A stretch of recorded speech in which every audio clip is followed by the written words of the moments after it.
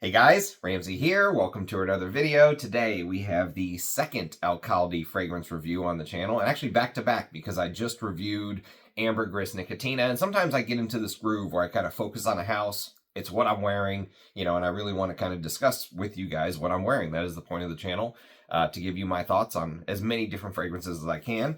And, it takes time, though, to get to know a fragrance and stuff like that, but there's so much I want to discuss with you guys. So for the past 2 days, and then once the night before, I ended up wearing Borneo Day, and this is what we're going to discuss today on the channel, Elkhaldi's Borneo Day. Now, this is a green apple oud combination, and as soon as I say that, many people are going to think of this. Promise, which is the beast of a green apple. This is one of the strongest fragrances in my collection. I've got a review on the channel if you're not familiar with Promise. Promise is a sort of just an absolute bomb. I mean, even though they're both green apple and oud fragrances, they smell nothing alike. Other than the fact that they both have green apple and oud. The way that they're executed are completely different. Now, I love Promise.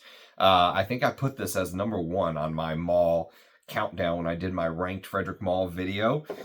I would probably say it's #2 now. I think the Moon is better. I think I'm coming around to the Moon being a better fragrance than Promise. But I really, really like Promise, and I love that combination of succulent green apple, that tart crispiness. But this does something different. It doesn't do what Promise does. And so basically, it's a much more, if you want to think of it this way, it's a much more natural smelling creation. I'll read you the blurb. 30 mils of this on elkhaldi.store. That's his or his website. I believe it's elkhaldi.store. Maybe elkhaldi.studio now. I can't remember. Try elkhaldi.studio. But if you look up Elkhaldi on the interwebs, you will find it. So basically, here's what he says about Borneo Day. And 30 mils is $295. So it's expensive, but it's in that same range of the artisanal world of what you're going to pay nowadays. It says the blend was designed as a fresh, crisp oud fragrance that's easy to wear daily and suited for any time of day. The tartness of green apple is softened by creamy ylang ylang and sweet nigella flower resting on a base of oak moss and ouds, mainly Borneo oud, hence the name Borneo Day. And I think the reason that he named it Borneo Day is that the idea is that you can wear this any day of the week, any occasion. This is kind of one of those very versatile type of ouds, is the idea, is the concept behind the brand, behind the composition, okay? So it took me a little while because when I first smelled this, the green apple note was throwing me off a little bit. And actually, I purposely went and ate some green apples for the past couple days, trying to put my finger on what is it about this green apple note that's throwing me off. And you know what it is? It's the texture. When you first spray Borneo Day, you definitely get that very natural smelling green apple, but it doesn't have the crispness as it continues to dry. It almost feels like there is a crisp outer skin of the apple, if you will. But if you've ever eaten a Granny Smith apple and then compared it to eating something like a Honeycrisp apple or something like that, there are big differences in the crunchiness, and how the Honeycrisp apple almost like breaks off in a big chunk, whereas the Granny Smith, you can almost like bite into it, and the meat, the texture inside is not crunchy, but it's almost like softer, mushier in a way. That's how the apple note comes across to me. But the opening of that apple, very natural smelling, realistic, with the three real types of oud in here, is brilliant. If you're an oud head, you will absolutely like this. Borneo ouds are supposed to have this almost clear, dry, crisp type smell. Okay, I know that sounds like you're describing some sort of a champagne or something, but it does have this clear, wood, dry type of smell. And totally different from the funky barnyard, animalic, fertilizer chip world of the Indian ouds. This is a completely different type of oud creation. And in fact, Borneo ouds are actually perfect for this particular project that Mahir undertook, because the ripe notes that you get from the ouds, once you realize as the fragrance dries down, technically you would expect this top note of apple, this fruitiness, to disappear, right? To go away and give way to other notes. But what it gives way to are fruity notes within the ouds that are actually used in Borneo Day. So for example, you're going to pick up things like melons. All these different types of berry notes come through. You're going to pick up almost like this natural apple note from the oud itself as well. So I think there's this like a synthetic creation of an apple note that he put on top. And then I believe the ouds continue to add that, you know, sort of fruity, oudy type smell as it continues to dry down. Okay. And it's perfect for the project because it blends beautifully from the synthetic type apple note that he created in the top with the dry down. It really does blend beautifully. So some of the ouds, what they'll do is they'll show you a fruit note in the top, and then all of a sudden it'll disappear and it'll just be all wood. You know, you'll get all of that animalic, funky, rotting wood as it dries down. This one, it shows you the oud, the sort of fruit note in the top, but what it does is it carries that deep into the dry down. And it's actually proof probably that this is some pretty high quality oud that he is using. And you know, it is exactly what you want here. Proper Borneo oud. The apple note has this interesting combo, like I said, of crispy outer skin, you know, crunchy type skin around the apple, but the inside has that fleshy interior, and it blends perfectly with the different types of ouds here. He ended up using Thai oud, Vietnamese oud, and Borneo oud. Those were the three types of ouds that he decided to use. And it's a very interesting combination. I think it blends beautifully. It's a natural combination. Apple and oud go together perfectly. Like I said, many fragrances have done it before. This one does it very natural type of way. And when you're smelling these type of ouds, you're going to get traces of all of these other woods. So sometimes you're going to smell, what smells like cedar, or sometimes you'll smell mahogany, or there's also this slight vanillic smell at the back of the, whenever you take a big whiff of this, you get this almost like sweetened vanilla underneath it all, at the back of your sniff. And that patented dry wood smell is there from the start. Okay, it's there from the start, along with the sort of fruity notes. Now, I really am a fan of the way that Mahir does his fruity notes in these creations. If you watched my review of Ambergris Nicotina, you know that Mission Fig note that he put in the top of Ambergris Nicotina, probably one of my favorite, you know, actual fig fruit notes. Not the fig leaf, but the actual fig fruit. And so obviously I'm a fan of the way he does his fruit notes, and I really like the apple note here as it dries. Like, you can almost play a game with yourself when you're smelling this, because if you try and kind of close your eyes and just imagine the different types of fruits that you're smelling as the hours tick by, when you would assume that synthetic apple note is long gone, but the ouds kind of pick up the baton from the green apple and just continue to carry it on. And so you'll smell things like I mentioned melon earlier. I mentioned strawberries. Well, maybe I didn't, but I am now. You get this strawberry-like feel. You get these different types of berries. So raspberries, definitely blueberries.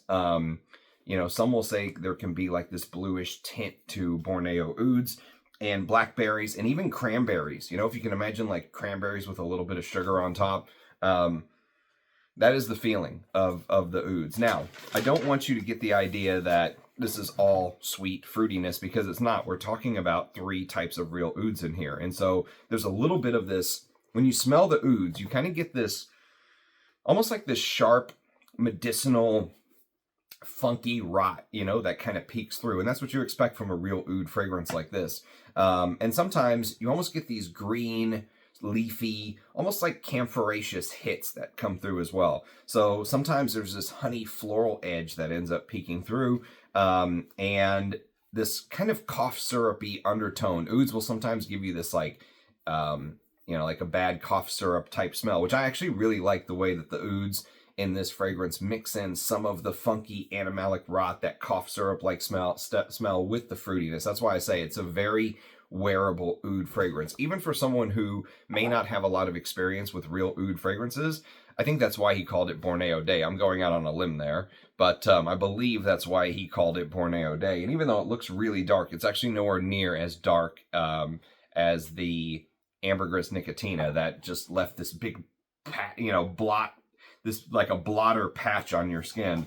This is dark, but it's not that dark. But still, I made sure to wear a shirt that had black here, not white, because if this touched a white area, I think it still would stain. So you got to be careful with that. But I like the contrast between the more gentler, sort of the fruity notes that are gentler and more easier to digest, and sort of the cough syrup, funky rot, more slightly animalic. There's nothing overly animalic about this, but they have undertones, okay? And if you're into the artisanal space, you'll realize that he specifically created this as a way to create an oud fragrance that's very wearable and take the edge off. And what he ended up doing to do that is he used different types of florals. So there's a triple threat combo of florals in here, just like there's a triple threat combo of ouds. And one is this, well, a lot of the florals, not just one of them, but a couple of the florals give off this very sappy-like feel. So imagine like, you know, sap running down a pine tree or something like that. But maybe some of the camphoraceous elements of the pine, but not full-on pine smell. But there is this sappy side to the floral. So when you smell this, you're going to smell blue hemlock, which blue hemlock is mixed with nigella flower, which interestingly enough, he also used in Ambergris nicotina, so that could be a little bit of a calling card for him. I don't know if I've come across a fragrance that's used this nigella flower, but apparently it's very beautiful, sweet, warm, honey-like floral type smell.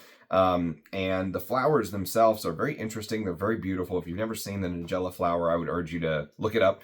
Pull it up on the interwebs, as I said earlier, and just see, look at the pictures. Beautiful, beautiful flower. And it's interesting because it seems that Mahir really sort of strove to find notes that complemented the ouds very well in this creation. You know, that was like his plan. So the apple in the top goes well with the fruity notes represented in the ouds later on. The blue hemlock sort of amplifies that feeling of cool air, almost like when you get a cool whiff of air in the winter. If you're in a forest or mountain, you know, mountainous area, you take a deep breath and there's almost this sort of medicinal, you know, like if you've ever kind of put some of this stuff on, something like Biofreeze or Icy Hot or something, you get that medicinal kind of hit, you know. But if you're in a cool area, like I said, on the mountains or something like that, sometimes you'll get that whenever you do a fresh breath in. And there is this sort of contrast here where the blue hemlock gives you this feeling of sort of cool air, and you get that when you're dealing with high quality Borneo ouds as well. So the tart, syrupy, sort of floral aspects and custardy aspects of the ylang ylang complement it very, very well, because they give you a little bit of florals to complement the fruitiness and the animalic side of the real ouds. So there's also something, sort of the fourth estate here, is this green side of things that sort of plays peekaboo in a way, okay? Because you get this textured oak moss, and you know, you could almost get this almost like jungle green feeling to the scent. It comes and goes. So I think the combination of the Borneo and the Vietnamese oud is probably what is doing this. But you basically get this sort of amazing honey facet turned into this ambery dry down. If you can almost imagine that honey facet turning into molasses, right? And the tenacity of the fruity notes continuing on into the dry down. You would expect them to be long gone, but even hours and hours after you first spray, the fruity notes just smoothly continue to shift into this fragrance. And then you imagine on top that cooling, camphoraceous green notes blending in, almost, you know, foresty, leafy in smell in a weird kind of way, jungly, you know? Like imagine like a jungle smell. And there's this jungle side, but mixed with the fruitiness of the green apple, mixed with that clear, dry woodiness I mentioned earlier. There is definitely a dryness to the oud here, but it's sort of tempered by this ambery facet that starts to come through, either from the florals or from something like the Vietnamese oud. Vietnamese oud is known to have this, you know, ambery type facet. That may be where this molasses type feeling is coming from, but imagine it with that textured oak moss and the feeling of that jungle greenness, the feeling of that camphoraceous coolingness seems to almost blink its way in and out like a blinker on a car. You know, it comes, it goes, it comes, it goes. And when you smell it, you know, it's fascinating because sometimes, like right there, I got more of the fruits. But if I smell it a minute or two later, it'll be that camphoraceous, spicy green, almost like you took, you know, a leaf and just put pepper on top or something like that. There's a spicy greenness that starts to come through. The depth of the ouds here is pretty fascinating. Now, with me, you know, turning into an oud head, it is not one bit surprising to me that I like this more than Ambergris nicotina. This is much more my style now. I mean, I really liked Ambergris nicotina, but I thought it was really lacking into the dry down. And this does suffer from some of the issues Ambergris nicotina had as well. This is a very wearable oud, as I said, but I wore this to work yesterday with absolutely no issues. No problems whatsoever wearing this to work. Actually, one of my buddies that I work with, he was like, "What are you wearing today?" And I gave it to him, and he just took it out and sprayed it in the office right around everyone. No one said anything, if that gives you any idea. So it's not like this big, funky, you're going to have people falling out of their chairs, hardcore oud, but you do get the feeling of the real ouds from the Thai, the Viet, and the Borneo ouds. I just wish, my favorite part of this fragrance, even this one, is the first, let's say, 4 hours. I wish the dry down lasted longer. And I know that's easy for me to say sitting up here. Now, there's real ouds in here, so it does last a long time on your skin. But his fragrances into the dry down seem to just sit closer and closer and closer to the skin, I would love for it to have a little bit more oomph into the dry down, to be a little bit stronger. But again, that's just me kind of nitpicking up here. There's absolutely nothing wrong with the dry down. I can't wait to see what Mahir does next. The prominent notes in here, the green apple, the oak moss, the blue hemlock, like we talked about, the softening feeling of that Nigella flower, which I don't think I've ever smelled it in a composition except for the two Elkhaldi fragrances I reviewed on the channel now.